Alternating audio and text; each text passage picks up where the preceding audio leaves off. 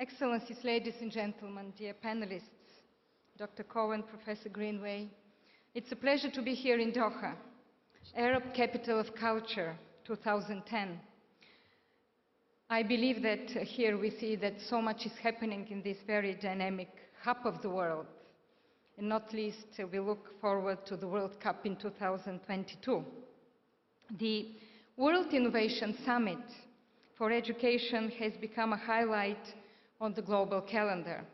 It has particular importance for me, as I spent here my very first day as Director General of UNESCO last year, on the 15th of November. UNESCO has a strong cooperation with the State of Qatar and with Her Highness Sheikh Hamza bin Nasser Al Misnet, who is UNESCO Special Envoy for Basic and Higher Education, and who works with such tremendous energy. This energy is reflected in the designation of Her Highness by the United Nations Secretary General as a member of the Advocacy Group for the Millennium Development Goals, responsible for the second Millennium Development Goal, which is achieving universal primary education. I once again want to thank the government of Qatar for organizing this summit, and I would like to emphasize that we need such a platform to mobilize officials and experts to shape innovation for education. Ladies and gentlemen, the theme of funding of education is vital. 5 years from the deadline for the Education for All goals, we know that progress has been made, but we also know how much remains to be done. We know that still there are 69 million children out of primary school and about the same number of adolescents out of secondary school. We know that less than 40% of countries provide girls and boys with equal access to education. In Africa, disparities have increased at the secondary level over the last decade. In sub-Saharan Africa, almost 12 million girls may never enroll in school. There are close to 800 million illiterate adults, 2/3 of whom are women. Millions of children leave school without having acquired basic skills. Many regions suffer from a lack of teachers. At the same time, the demand for education is rising at all levels, driven by demographic trends, economic needs, and government priorities. My message today, the message of UNESCO, is that business as usual is not working. Aid disbursements to basic education have stopped increasing for the first time since the year 2000, stagnating at $4.7 billion in 2008. Aid to sub-Saharan Africa actually decreased.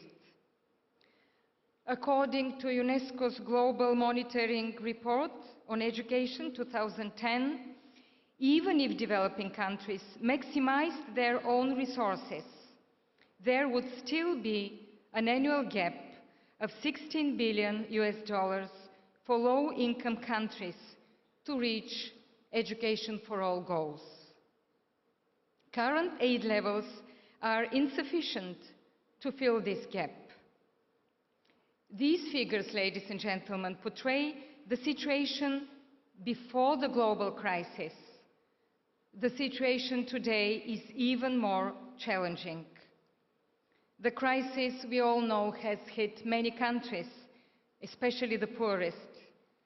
Education budgets are being cut in some countries, while others are deferring financing.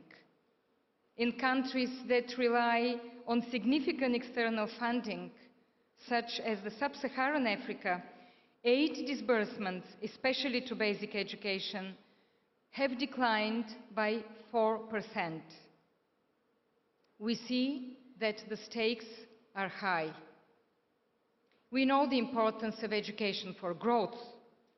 Education provides individuals with the tools to respond to change and to make the most of it. This was recognized at the Millennium Development Goals Summit in September. The G20 summit in Seoul underlined the importance of education, and I quote, to increase employment in quality jobs, boost productivity, and thereby enhance potential growth. And let me say that UNESCO worked hard to achieve this result with the government of Korea. Education is a common denominator for reaching all 8 Millennium Development Goals. It provides the foundations for sustainability, for reaching the Millennium Development Goals and sustaining progress beyond them. It is therefore a force for equity and equality and for more inclusive societies. It is also a force for more open political processes. It is the way to respond also to climate change. Education is also vital for health. Study after study underlines the positive impact of girls' education on child and maternal health. This is why I welcome the United Nations Secretary General's launch of the Global Strategy for Women's and Children's Health. Our first imperative is to make the case for countries to invest out of the crisis through education. However difficult, governments must protect education budgets and encourage participation in learning among vulnerable populations. There are notable examples here. Countries such as Armenia and Egypt, for example, have borrowed or drawn on reserves to maintain education budgets, and this has to be commended. Social protection programs have a strong record in improving school retention. Ethiopia's Productive Safety Net program delivers cash or food transfers to vulnerable households 6 months a year, helping families keep their children in school during the period of drought. Brazil and Nicaragua provide other notable examples. Since the year 2000, many developing countries have removed school fees, creating enrollment, increasing momentum for that. Clearly, it is not simply about money, as the experience of OECD countries also shows. It is also about how money is best used. Governments must invest in what makes education work, creating stimulating learning environments, providing incentives for quality teaching, reaching out to the vulnerable, and adapting curricular and pedagogies to a fast-changing world. The better the learning outcomes, the more attractive education becomes. Donors must also meet their commitments to fund education for all.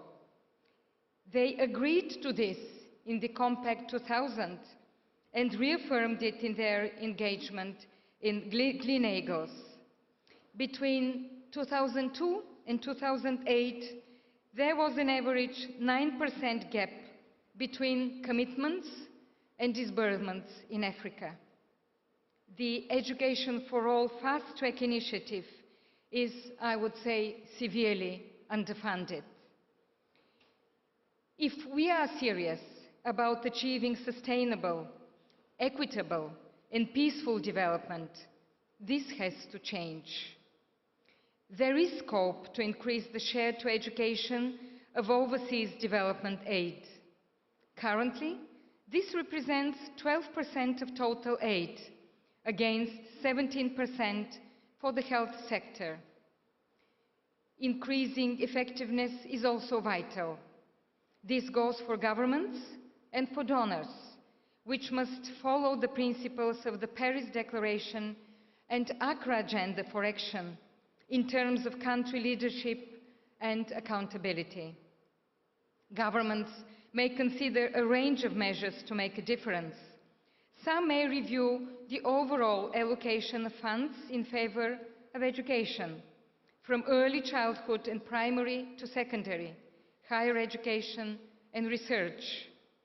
Governments may consider also earmarked taxes, such as training levies for vocational education on the private sector. In every case, governments must reduce inefficiencies. A culture of results has to be developed. Nonetheless, new resources will still have to be found to complement traditional forms of financing. The rise of new donor countries has increased the importance of South-South cooperation. UNESCO is supporting this through a specific fund for South-South cooperation in education, with programs in all regions of the world, in teacher training for information and communication technology, and community learning centers. Public-private partnerships can unlock new funds for education.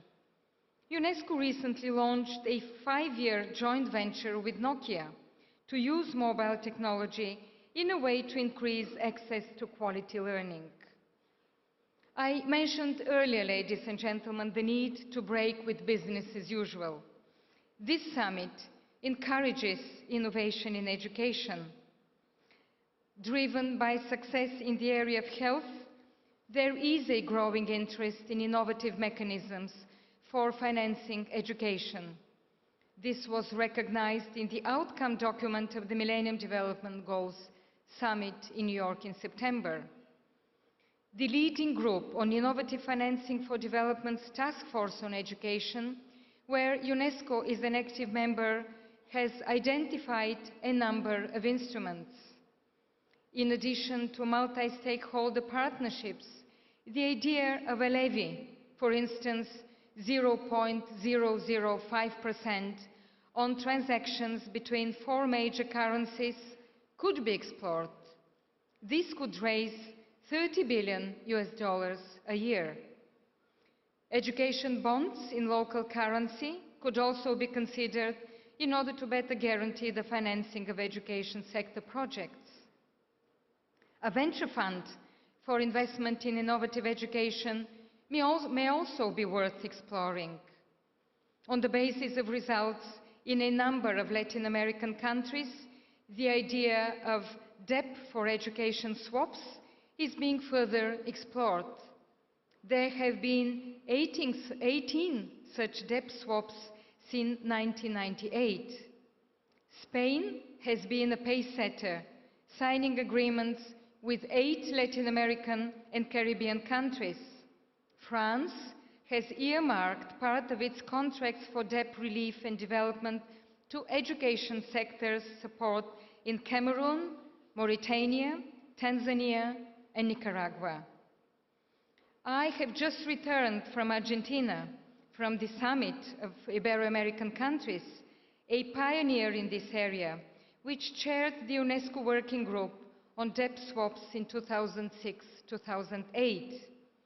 I look forward to the report in October 2011 on the country pilot programs led by UNESCO's advisory panel on debt swaps and innovative approaches to education financing. Many of these innovative financing mechanisms, ladies and gentlemen, could be implemented without great difficulty.